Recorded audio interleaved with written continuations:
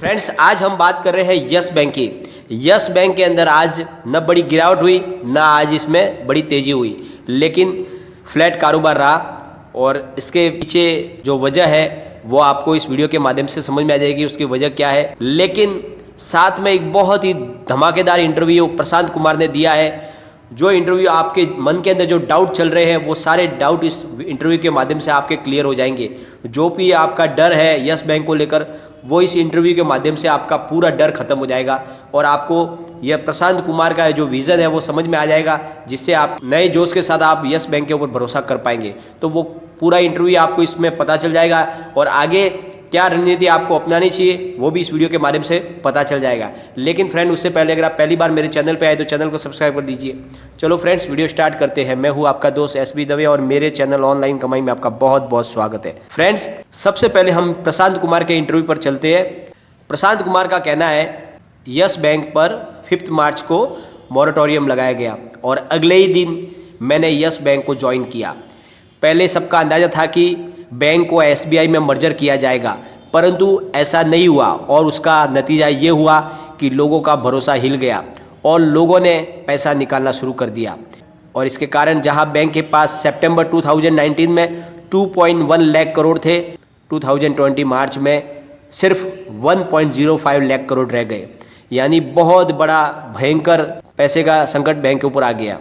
और ऊपर से मार्च में ही कोविड-19 की वजह से लॉकडाउन भी लग गया और ये हमारे ऊपर दोहरी मार पड़ गई। एक तरफ तो हमारा कैश फ्लो था वो लगातार कम हो रहा था क्योंकि लोग विश्वास नहीं कर पा रहे थे बैंक पर और उसकी वजह से वो लगातार अपनी पूंजी है बैंक से निकाल रहे थे, और दूसरी तरफ कोविड-19 की प्रॉब्लम शुरू हो गई और लॉकडाउन लग गया।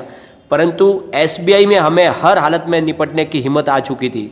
एसबीआई में जब हम काम कर रहे थे वहाँ से हमें वो हिम्मत मिल चुकी थी कि मुसीबत वाली घड़ी में, हर मुश्किल से मुश्किल घड़ी में कैसे बाहर निकला जाए, उसकी हमने पूरी की पूरी वहाँ पर ट्रेनिंग हो चुकी थी। और एसबीआई ने 49% की हिस्सेदारी लेकर बैंक को बहुत बड़ा सहारा दिया।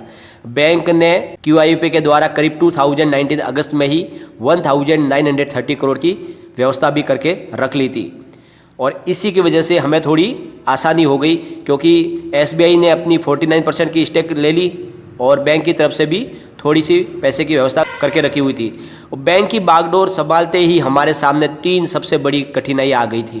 पहली थी ह्यूमन रिसोर्स, और second customer engagement and service, और तीसरी थी digital and technology capabilities of bank. अब ये 3 प्रॉब्लम हमारे सामने थी और पुराने कस्टमर को रोके रखना और नए कस्टमर को जोड़ना ये हमारे लिए एक सबसे बड़ा चैलेंज था क्योंकि लगातार कस्टमर बेस कम हो रहा था, लोगों को भरोसा नहीं था बैंक पर, इसीलिए वो अपना विड्रॉ पेमेंट जो भी था पैसे थे वो विड्रॉ किए जा रहे थे और सामने हमारे नए कस्टमर नहीं जुड़ रहे थे। हमने कोविड-19 के बावजूद भी पूरा जोर लगाकर मेहनत की, बहुत ज़्यादा हमने कोशिश की, हर तरह से अपने एफर्ट्स लगाए। उसकी वजह से ऑपरेटिंग प्रॉफिट जनरेट किया हमने, जो क्रेडिट कॉस्ट प्रोवाइड करने में हमारे काम आया। हमने अपने एनपीओ के लॉस की भरपाई के लिए 75% की अमाउंट की व्यवस्था पहले से करके रखी थी। यानी जो हमारे ऊपर सबसे जो तकलीफ बड़ी हुई थी, हमारी मुसीबत थी, वो बैड लोन था, बड़ा हुआ एनपीए था, और जिसके भरपाई के लिए हमने 75% की पहले से ही अमाउंट की व्यवस्था करके रखी थी। लेकिन फिर कोविड-19 की प्रॉब्लम आ गई जो हमारे लिए डबल मार पड़ गई एक तरफ से। फिर भी हमने जो हमारी पहले से व्यवस्था थी उसकी वजह से हमारी मुश्किल थोड़ी आसान हो गई और हमने Q1 और Q2 के रिजल्ट में अपनी कोशिश को साबित किया और जो रिजल्ट में हमारे दिखा हमारी मेहनत। अब हमने अपने पुराने डूबे हुए कर्ज यानी एनपीए को वसूल करने की भी शुरुआत कर दी है। इसके लिए हमने 75 प्रोफेशनल की एक टीम बनाई है जो लगातार लोगों को मिल रहे हैं और बोर्ड हर महीने इस टीम की जो भी एक्टिविटीज़ है उसको रिव्यू करता है। और ये जो कोशिश कर रहे हैं, ये जो हमारी प्रोफेशनल है वो किसी भी तरह से पूरी कोशिश के साथ में लगे हुए हैं। तो आने वाले समय में हमारा जितना बैड लोन है वो रिकवर होने की पूरी कोशिश करेगी क्योंकि हमें पता है ये लोगों का पैसा है और हमें किसी भी हाल में इसे वसूल करना ही होगा। हमारी यह कोशिश रंग भी लाई है और हमने 2 क्वार्टर के दरमियान करीब 1000 करोड़ का एनपीए की रिकवरी कर ली है और 2021 के लिए हमने 5000 करोड़ की रिकवरी का टारगेट रखा है। हमें विश्वास है कि हम बहुत जल्द जो हमारा 40,000 करोड़ का जो बैड लोन है उसका 50% तो हम जरूर वसूल कर लेंगे। ये सबसे बड़ी बात है। जो प्रशांत कुमार का विश्वास बोल रहा है कि उनका जो बैड लोन है उसमें से वो 50% वसूली तो 2021 में कैसे भी ही कर लेंगे। आप सोचो जरा, बैंक का 50% डूबा हुआ पैसा जब बैंक के मेन सिस्टम में आ जाएगा तो उसका कितना इफेक्ट पड़ने वाला। आगे बैंक के लिए राह बहुत आसान हो जाएगी। आगे प्रशांत कुमार ने कहा कि फ़िलहाल हम अपनी अच्छी स्थिति में है, हमारा CET रेशियो 13.4 है, जो RBI द्वारा निर्देशित 12% CET रेशियो से ऊपर है, और हमारा पूरा फोकस रिटेल कारोबार पर है। परंतु इसका मतलब यह नहीं कि हम कॉरपोरेट को सर्विस नहीं देंगे, लेकिन पहले जहां पर बैंक ने कॉरपोरेट को ज़्यादा लोन दिया था और उसकी वजह से वो ज़्यादा बैड लोन बन गया, बिना किसी डॉक्यूमेंट की जांच परख किए बहुत सारे बड़े बड़े कॉरपोरेट घराने को लोन दे दिए और उसको जो आगे जाके NPA बन गए। परंतु इस बार हमारा पूरा फोकस जो है वो रिटेल के ऊपर है, और साथ में अच्छे कॉरपोरेट घराने को भी हम जरूर लोन देंगे। आई होप प्रशांत कुमार के इस इंटरव्यू के बाद आप यस बैंक के ऊपर जो भी आपका डर है, आपका डाउट है, वो क्लियर हो चुका होगा। और अगर उसमें फिर भी आपके मन में डर बैठा हुआ है तो आपको ज़्यादा घबराने की जरूरत नहीं है। बहुत जल्द 5 जनवरी आने वाली है। 5 जनवरी को MFI के लार्ज कैप लिस्ट में ये चला जाएगा यस बैंक।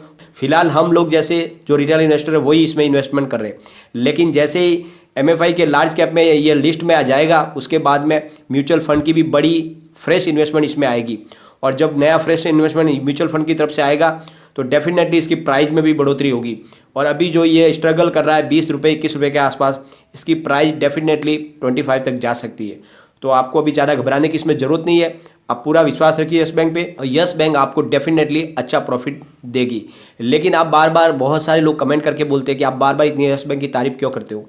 तो फ्रेंड्स, यस बैंक रेगुलरली अच्छा काम कर रही है, परफॉर्मेंस अच्छी दे रही है, वो डेली कुछ नई न्यूज़ निकल कर आ रही है, तो उसकी वजह से हमें लग रहा है कि यस बैंक में कुछ अच्छा हो रहा है, इसकी वजह से हम कहते हैं। लेकिन इसका मतलब ये कुछ नहीं है कि मेरा इसमें कुछ फ़ायदा है, कि मैं खुद भी इन्वेस्टमेंट करके बैठा हूँ यस बैंक में, तो मैं भी चाहता हूँ मेरा इन्वेस्टमेंट बढ़े, क्योंकि मैंने भी इन्वेस्टमेंट किया, बाकी लोगों ने भी इन्वेस्टमेंट किया है। तो हमें क्या चाहिए, हमें हमारा इन्वेस्टमेंट का प्रॉफिट हमको अच्छा मिलना चाहिए। तो इसके लिए हम तारीफ तो करेंगे, और काम करती है बैंक इसीलिए तारीफ करते हैं। कोई ज़बरदस्ती किसी की तारीफ नहीं की जा सकती, कुछ अच्छा होता है तभी तारीफ होती है। अब हम जरा इसके आज की प्राइस के और इसके कारोबार पे भी ध्यान दे देते हैं। फ्रेंड्स, आज के कारोबार को देख लेते हैं। आज यस बैंक का स्टॉक 17.90 पर ओपन हुआ, फिर इसने हाई बनाई 18 की, और वहाँ से ये लो में चला गया। 17.30 का इसने लो बनाया, और 17.60 पर करीब कल की क्लोजिंग पर इसने क्लोजिंग दी है। फ्रेंड्स, वॉल्यूम की बात करें तो BSE में करीब 5,70,18,000 का कारोबार हुआ है, और सामने 1,86,000 की डिलीवरी उठाई गई है, और डिलीवरी का परसेंटेज है 37.33%। NSE की बात करेंगे तो 11,22,03,000 का वॉल्यूम हुआ है, और सामने 4,95,19,000 की डिलीवरी उठाई गई है, और डिलीवरी का परसेंटेज है 44.13%। यानी बहुत ही अच्छा वॉल्यूम हुआ है। आज वॉल्यूम के मामले में मार्केट में 3 नंबर पे था यस बैंक का स्टॉक, और जब तक बढ़िया वॉल्यूम चल रहा है आपको ज़्यादा घबराने की जरूरत नहीं है। लेकिन फ्रेंड्स, कोई भी इन्वेस्टमेंट करने से पहले अपने फाइनेंशियल एडवाइजर से एक बार एडवाइस ले ले, या अपना खुद का रिसर्च करें, क्योंकि मैंने वीडियो आपके एजुकेशनल पर्पज़ के लिए ही बनाया। वीडियो पसंद आए तो लाइक शेयर जरूर कीजिए, और चैनल को सब्सक्राइब कर दीजिए। Thank you friend.